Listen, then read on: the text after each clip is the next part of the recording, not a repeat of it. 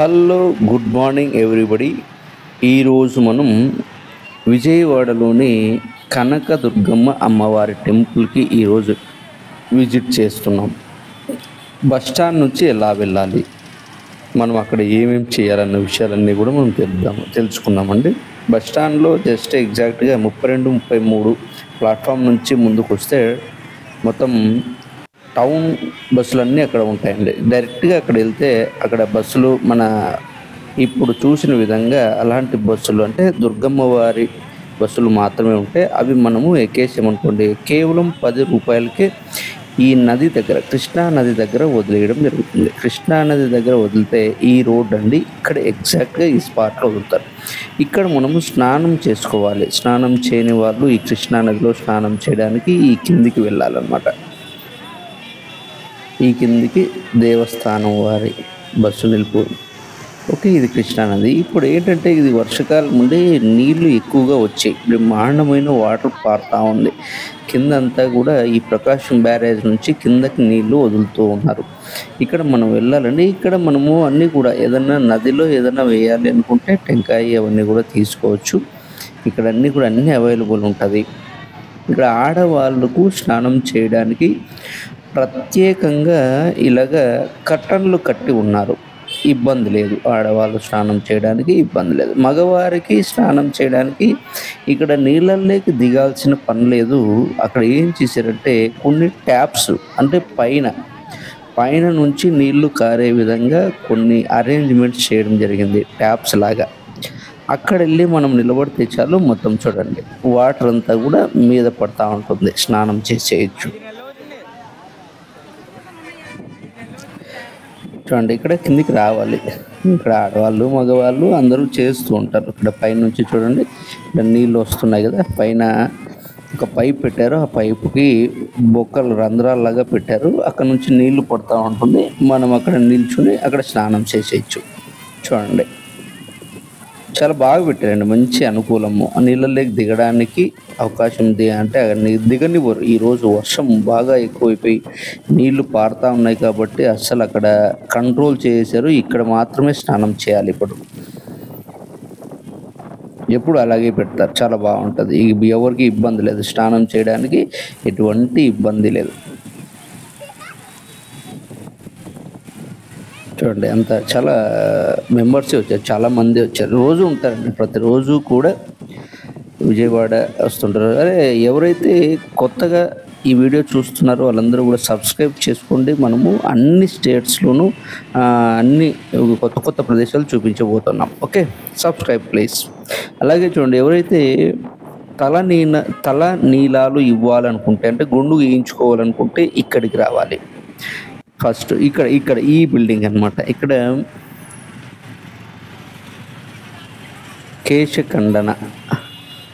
కేశఖండనశాల. Okay, ఇక్కడ రావాలి. ఇక్కడ టికెట్ తీసుకొని అక్కడ వెళ్తే సేమ్ అక్కడ గుండు కొడతారు. గుండు కొట్టించుకొని అక్కడే స్నానం చేయొచ్చు. ఇక్కడ చూడండి, ఇక్కడ మనము గుండు గీయించుకోవడానికి దారి రైట్లో వెళ్ళాలి. అక్కడ లోపలికి వెళ్ళిన తర్వాత ఆ టికెట్ ఇస్తారు, గుండు కొట్టించుకుంటాం. చూడండి అది కూడా చూస్తాం. ఇలాగ లోపలికి వెళ్తే అక్కడ ఇస్తారన్నమాట, టికెట్ ఇస్తారు. అక్కడ తీసుకొని గుండు కొట్టించుకొని మనము వేరే దారి అవతల దారిలో వస్తాం బిల్డింగ్లో. ఇక్కడ కూడా మనం స్నానం చేయొచ్చు. సేమ్ అదే విధంగా అక్కడ నీళ్ళు వచ్చిన విధంగానే ఇక్కడ కూడా నీళ్ళు వస్తుంటుంది పైపుల నుంచి. ఇక్కడ కూడా స్నానం చేయొచ్చు అందరూ. లేదా అక్కడే స్నానం చేయాలంటే అక్కడికి కూడా వెళ్ళొచ్చు. ఇక్కడే స్నానం చేసి ఇక్కడే డ్రెస్ మార్చుకునే దానికి కూడా ఆడవాళ్ళకి ప్రత్యేకంగా ఉంటుంది. మగవాళ్ళు ఇంకా అలాగే కానిచ్చేస్తారనమాట. అయిన తర్వాత స్నానం అంతా అయిన తర్వాత టెంపుల్కి వెళ్ళేటువంటి దారిది. మనము బస్సు ఎక్కితే కింద మనకు 10 రూపాయలు ఇస్తే ఆ బస్సు దేవస్థానం బస్సు వస్తుంది. దాని 10 రూపాయలు ఇస్తే పైన దించేస్తారు. లేదా మనము కాలినడకన వెళ్ళాలనుకుంటే ఇప్పుడు నేను వెళ్తుంది కాలినడకనే వెళ్తున్నాను. సేమ్ ఇలాగే కొంచెం ముందుకు అక్కడ గుండు తీయించుకున్న తర్వాత స్నానం చేసిన తర్వాత కొంచెం ముందుకు వస్తే ఇక్కడ కింద టెంపుల్ ఉంటుంది. ఆ టెంపుల్ దగ్గర వీడియో తీయొద్దని అన్నారు, అందుకే ఇంకా అక్కడ ఆపేశాను. సో అమ్మవారు అక్కడ కింద ఉంటారు, తీయనే లేదు, వద్దన్నారు, అందుకే అక్కడ ఆపేశాను. మళ్ళీ నెక్స్ట్ స్టెప్స్ చూడండి, ఇక్కడ నడిచిపోవచ్చు. ఇట కార్లు, బండ్లు, జీప్లు అన్నీ వెళ్తూ ఉంటాయి. ఇక్కడ మనము ఇదే దారిలోనే మనము నడవచ్చు. ఇదే దారిలోనే కొంచెం ముందుకు వెళ్ళాలి, నడుచుకుంటూ వెళ్ళొచ్చు అనమాట నడవాలనుకుంటే. లేదు ఇక్కడ స్టెప్స్ కూడా ఉంటాయండి, కొంచెం దగ్గరగా తీసుకోవచ్చు. ఇక్కడ ఈ స్టెప్స్ మీద వెళ్ళిపోతే ఇంకా కొంచెం తొందరగా వెళ్ళొచ్చు. కానీ స్టెప్స్ ఎక్కలేని వాళ్ళు ఈ రోడ్డు దారిలోనే, వెహికల్స్ వెళ్ళేటువంటి దారిలోనే నడిచి వెళ్ళొచ్చు. నేను వెహికల్స్ వెళ్ళేటువంటి దారిలోనే నడిచి వెళ్ళాను, ఎందుకంటే అంతా చూడొచ్చు అనే ఉద్దేశంతో. కొండ అండి ఇది, అమ్మవారి కొండ, కనకదుర్గమ్మ అమ్మవారి కొండ. చూడండి, ఇది బస్సు తిరిగి వెళ్తా ఉంది కిందికి. అందరినీ ప్యాసింజర్స్ని వేసుకొని కిందికి వెళ్తా ఉంది. చూసారా, కృష్ణా నది, ప్రకాశం బ్యారేజ్ ఎలా ఉందో, వాటర్ ఎక్కువగా ఉంది. వాటర్ బోటింగ్కి వెళ్దాము అంటే, అవతల భవానీ ఐలాండ్కి వెళ్దాము అంటే ఈరోజు ఆపేశారని చెప్పారు, అందుకే వెళ్ళలేకపోయాం.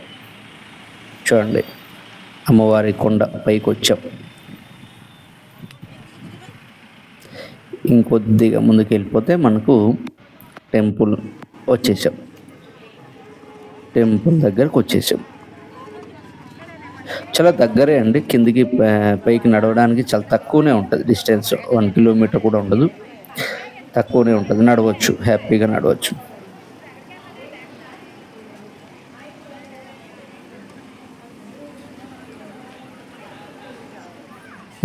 చాలామంది వచ్చారు ఆ రోజు. అంటే నేను వెళ్ళింది కూడా ఉదయం 11 గంటలకి. మార్నింగ్ ఇంకా ఎర్లీ మార్నింగ్ అయితే కొంత ఎక్కువ మంది ఉండేవాళ్ళేమో. 11 గంటలకు కాబట్టి కొంచెం తక్కువనే ఉన్నారు.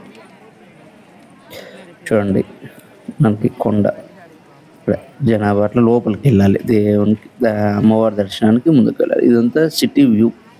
అక్కడ నుంచి పైనుంచి చూస్తే విజయవాడ సిటీ ఎలా ఉంది అని చూడొచ్చు. దాని పక్కనే మనం అలాగే తీసుకుంటే కృష్ణానది, పారే కృష్ణానది చాలా బాగుంది. వాటర్ ఉండడం వల్ల ఇంకా లొకేషన్ అద్భుతంగా. ఇక్కడ చూడండి, మనము దర్శనానికి వెళ్ళాలంటే మొబైల్స్ అలో లేదండి. కాబట్టి ఇక్కడ మొబైల్ మనం అక్కడ పెట్టేయాలి. ఒక్కొక్క మొబైల్కి 5 రూపాయలు ఛార్జ్ చేస్తారు. అక్కడ మొబైల్ పెట్టేస్తే టోకెన్ ఇస్తారు, టోకెన్ తీసుకొని జాగ్రత్త పెట్టుకోవాలి. అలాగే చెప్పుల స్టాండ్ కూడా, చెప్పులు కూడా ఇక్కడ వదిలేసి టోకెన్ తీసుకోవాలి. చెప్పులకి కూడా ఒక 5 రూపాయలు తీసుకుంటారు. చూడండి సిటీ వ్యూ ఎలా ఉందో. అసలు కృష్ణానది నీళ్ళు బాగా పారుతున్నాయి. ముందు ఎప్పుడు నేను చూడలేదు, కానీ ఈసారి చూసా, మంచి వాటర్ వెళ్తుంది. చూడండి, పైన బండ్లలో వస్తుంటారు లోకల్ వాళ్ళు, ఇలా చిన్న జీపులు. అమ్మవారి ఓం. ఇలా ఇంకా మొబైల్ అక్కడ పెట్టేసి ఇంకా నేను లోపలికి వెళ్ళిపోయానండి. చూడండి, మొబైల్ అక్కడ పెట్టేసి లోపలికి వెళ్ళిపోయా. మళ్ళీ తర్వాత వచ్చిన తర్వాత ఎలాగైనా చూద్దాం. ఇది అయిపోయింది, చూసుకొని వచ్చాను. వచ్చిన తర్వాత ఇక్కడ లోపల ఒక చోట ప్రసాదం ఇస్తూ ఉంటారు, అలాగే బయట కూడా ప్రసాదం ఇస్తూ ఉంటారు. ప్రసాదం లడ్డు, పులిహోర, చక్కెర పొంగలి ఇస్తారు.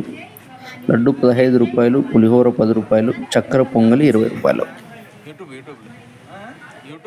మనం తీసుకొని తినేయచ్చు.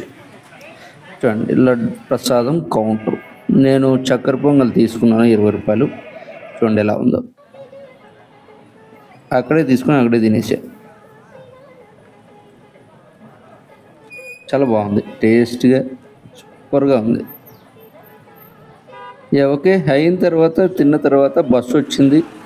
నేను ఈ బస్సులు కిందికి వెళ్ళిపోతాయి. ఈ బస్సు వచ్చింది, ఇంకా బస్సు ఎక్కుదాం అనుకున్నాను.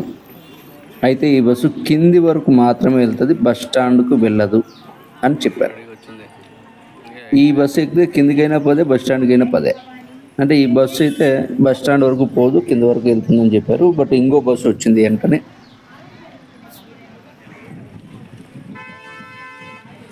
ఇంకో బస్సు వెనకాల వచ్చింది, ఆ బస్సుకి వెళ్ళండి, అది బస్ స్టాండ్ వరకు వెళ్తుంది అని చెప్పారు.